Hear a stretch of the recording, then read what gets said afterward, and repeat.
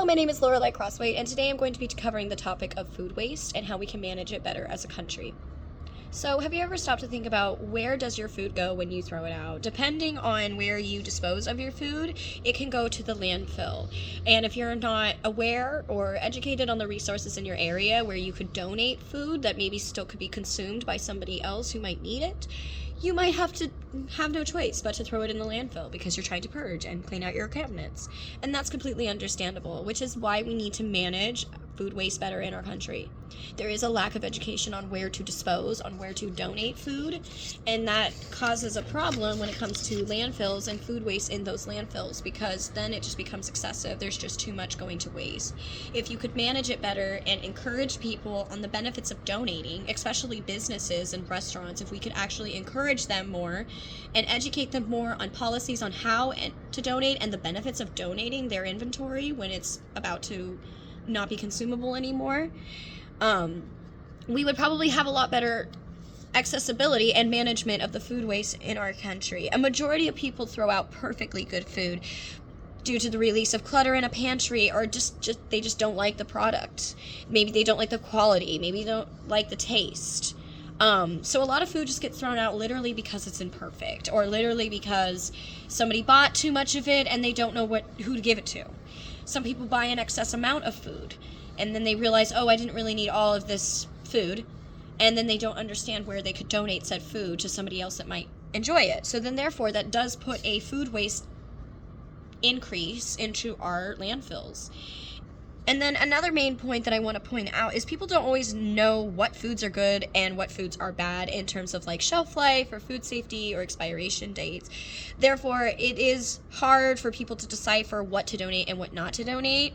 And then there's that too. We could also implement more like education in local health clinics, more education in local churches, places that people frequent often, where they would maybe see a pamphlet about something like this of places in their area where you can donate food.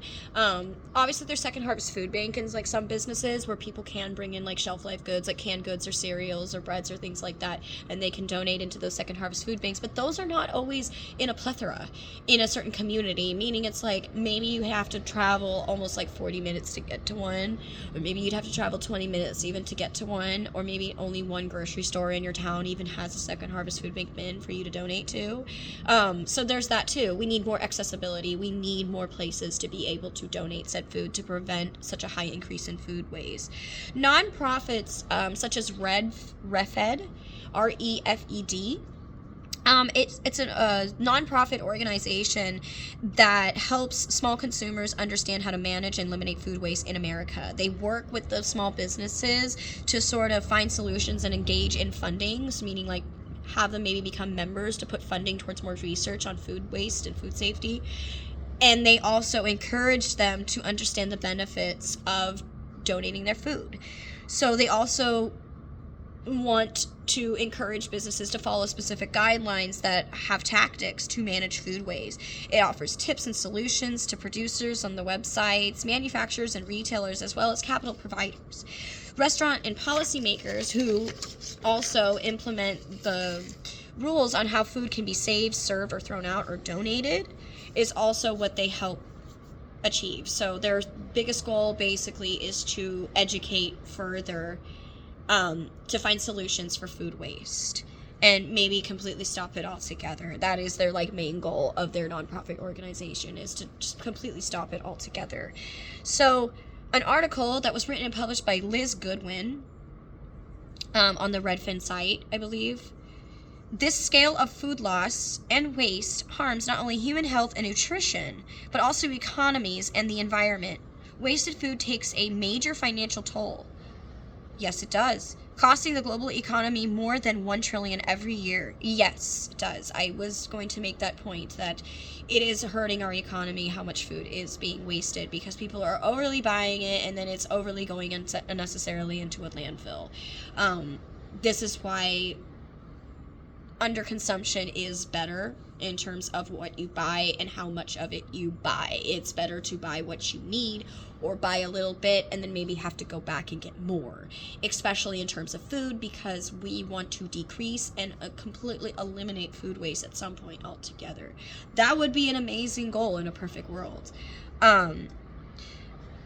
So what I wanted to kind of touch base on that quote was that the statement shares the harsh reality, yes, of the effects of food waste and overall health, as well as the environment. It's also just not good for our health to be over-consuming certain processed foods, or putting our money into foods that we know are going to just go bad and we're not going to eat, or putting money into foods that we really are not sure about, or putting money into those foods and then over obsessively buying those foods, and then you're not really distributing it throughout the economy by either donating it, distributing it to somebody that could need it, and then it's just ending up in a landfill, which causes way more waste and way more toxicity, and it's becoming a whole problem altogether. Therefore, to cover the point of community education and landfill management and services, I'd like to point out that people can be educated on local composting availability. There could be workshops at local health clinics that can be offered to educate you. Workshops that maybe show you how to handle food. Workshops that would show you maybe how to package food to keep it more fresh or sustainable. Maybe workshops that literally actually just full on educate you on where to distribute and donate food in your local community.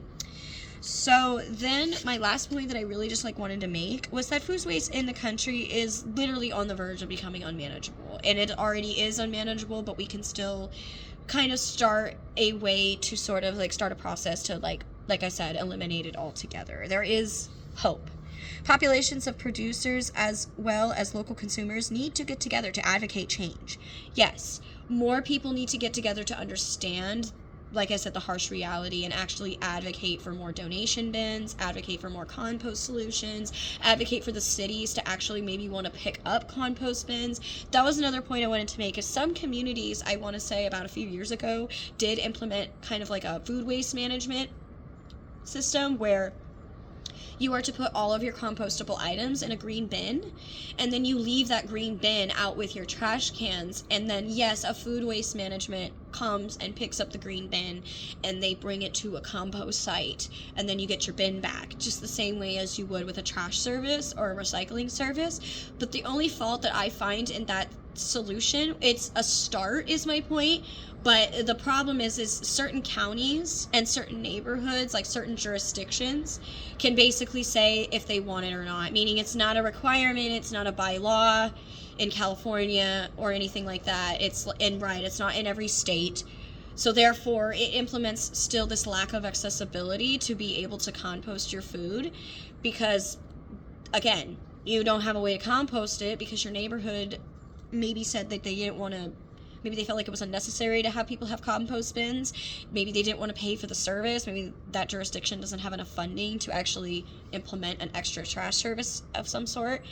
However, that's my point. If you really don't have a compost solution in your area, it's going to end up in your landfill. Even I'm guilty of that sometimes. I don't always compost my food, and we'll be done with our meals and there'll be a ton of marinara sauce left on my plate, and I'll just be scraping that off right into the can when it's it could be going into a compost bin, because my neighborhood doesn't provide this compost service, and I don't have the means to create my own compost, because I don't really have a large property or large area with a garden where I would really have anything to do with this compost anyway. So that is kind of my point. It would be better if it was a by law or a state regulation that all neighborhoods have to have access to compost sites, or have people be able to put out a green bin with their food leftovers in it, so that a trash management can come and food waste can come and pick it up. So that could enhance the future of the planet and better enhance the community by managing the food being wasted from businesses. Therefore, in conclusion, we need to advocate, educate, and promote and create more accessible solutions for compost resources as well as food waste management in America. Thank you so much for listening today. I hope you enjoyed my speech. Thank you.